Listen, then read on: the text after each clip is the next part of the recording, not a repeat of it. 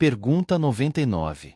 Quais são os requisitos técnicos para a realização da técnica radiológica em exames radiológicos de tórax em programas de controle médico em saúde ocupacional? Resposta. A técnica radiológica para exames radiológicos de tórax em programas de controle médico em saúde ocupacional deve seguir os seguintes padrões.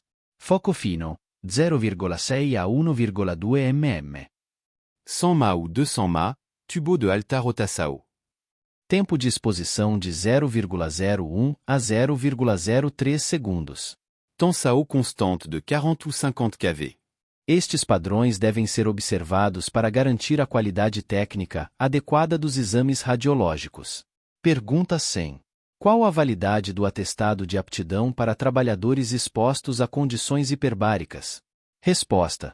O atestado de aptidão tem validade de 6 meses. Pergunta 101. Em que situação o trabalhador pode ser submetido a mais de uma compressão em menos de 24 horas? Resposta.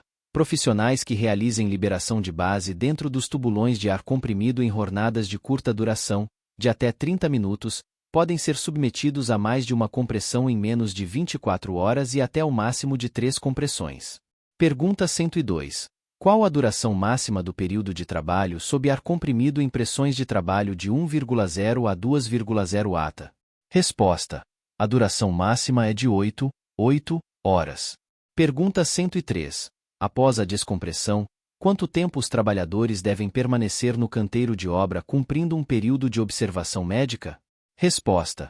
Os trabalhadores devem permanecer no canteiro de obra por no mínimo 2 horas. Pergunta 104. O que deve ser registrado no prontuário médico dos empregados que trabalham sob ar comprimido? Resposta. Devem ser registrados os dados relativos aos exames realizados. Pergunta 105. Quais são os exames complementares que devem ser realizados para trabalho em condições hiperbáricas? Resposta. Os exames complementares incluem radiografia de tórax, eletrocardiograma, hemograma completo, grupo sanguíneo e fator RH, dosagem de glicose sanguínea, radiografia bilateral das articulações escapulomerais, coxofemorais e de joelhos, audiometria, eletroencefalograma, espirometria, entre outros. Pergunta 106. Qual a vazão máxima permitida durante a compressão inicial em trabalhadores expostos a condições hiperbáricas? Resposta. A vazão máxima permitida é de 0,3 atm no primeiro minuto. Pergunta 107. O que deve ser observado em relação à ventilação, temperatura e qualidade do ar durante a permanência dos trabalhadores em condições hiperbáricas? Resposta. A ventilação deve ser contínua, a temperatura não deve exceder 27 graus Celsius, e a qualidade do ar deve atender a padrões específicos em relação a monóxido de carbono, dióxido de carbono, óleo, material particulado e oxigênio. Pergunta 108.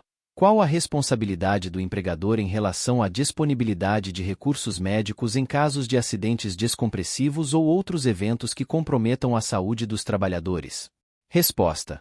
O empregador deve garantir a disponibilidade, no local de trabalho, de recursos médicos, incluindo oxigênio medicinal de superfície, e de pessoal necessário para os primeiros socorros, sendo que o planejamento desses recursos cabe ao médico do trabalho responsável pelo PCMSO ou ao médico qualificado. Pergunta 109. Qual a recomendação em caso de queixas, dores no ouvido ou de cabeça durante o processo de compressão? Resposta. A compressão deve ser imediatamente interrompida com redução gradual da pressão na campânula até que o empregado se recupere. Pergunta 110. Em que situação é permitida a exposição do trabalhador à pressão superior a 4,4 ATA? Resposta. A exposição à pressão superior a 4,4 ATA é permitida em caso de emergência, sob supervisão direta do médico qualificado. Pergunta 111. Qual a recomendação em relação à realização de exames médicos para mergulhadores profissionais? Resposta. Os exames médicos devem ser realizados por ocasião da admissão, a cada 6 meses para todo o pessoal em efetiva atividade de mergulho, após acidente ocorrido no desempenho de atividade de mergulho ou doença grave, e em situações especiais outros exames podem ser solicitados a critério médico. Pergunta 112. Quais são os objetivos do controle médico ocupacional da exposição a substâncias químicas cancerígenas e radiações ionizantes? Resposta. Os objetivos são estabelecer diretrizes para a vigilância da saúde dos empregados expostos, visando a prevenção e detecção do câncer e de lesões pré-cancerígenas relacionados ao trabalho. Pergunta 113. A quem se aplica o presente anexo em relação à exposição a substâncias químicas cancerígenas e radiações ionizantes? Resposta. Aplica-se às organizações que produzem, transportam, armazenam, utilizam ou manipulam substâncias químicas cancerígenas e às organizações cujos processos de trabalho expõem seus empregados a radiações ionizantes. Pergunta 114. O que deve ser registrado no PCMSO em relação às atividades e funções na organização com exposição ocupacional a radiações ionizantes e substâncias químicas cancerígenas? Resposta. O médico do trabalho responsável deve registrar as atividades e funções na organização com exposição ocupacional a esses agentes, identificadas e classificadas no PGR. Pergunta 115. Qual o período mínimo de manutenção dos prontuários médicos dos empregados expostos a substâncias químicas cancerígenas após o desligamento do empregado?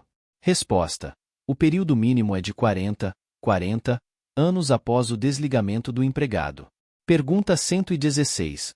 Quais são as ações de vigilância da saúde dos empregados expostos a benzeno? Resposta.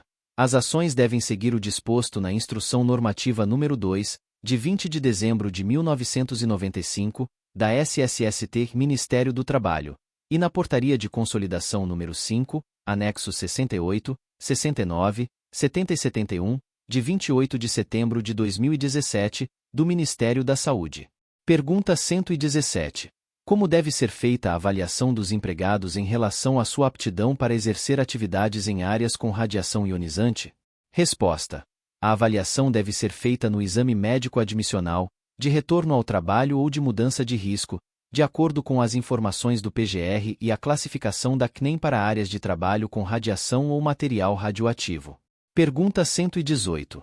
O que deve ser feito no caso de exposição ocupacional acidental a níveis elevados de radiação ionizante? Resposta. Deve ser realizada nova avaliação médica, com coleta de hemograma completo imediatamente e 24 horas após a exposição. Pergunta 119. Qual o período mínimo de manutenção dos prontuários médicos dos empregados expostos a radiações ionizantes após o desligamento do empregado? Resposta. O período mínimo é até a data em que o empregado completará 75 anos, e pelo menos, por 30 anos após o desligamento do empregado. Pergunta 120. Quais os exames complementares obrigatórios para os empregados expostos a agentes químicos cancerígenos? Resposta. Os exames são obrigatórios quando a exposição ocupacional estiver acima de 10% dos limites de exposição ocupacional, ou quando não houver avaliação ambiental, e devem ser executados e interpretados com base nos critérios constantes nesta NR. Pergunta 121.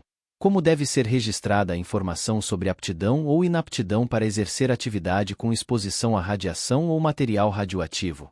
Resposta. A informação deve ser consignada no ASO do empregado. Pergunta 122.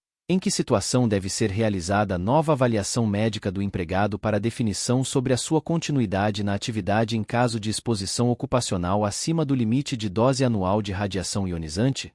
Resposta. Deve ser realizada nova avaliação médica quando a exposição ocupacional estiver acima do limite de dose anual de radiação ionizante, efetiva ou equivalente. Muito obrigado, e não se esqueça de curtir o vídeo, se inscrever em nosso canal e compartilhar o vídeo com amigos e familiares para aumentar essa rede do bem. Ative o sininho também para receber todas as notificações dos novos vídeos. Até mais!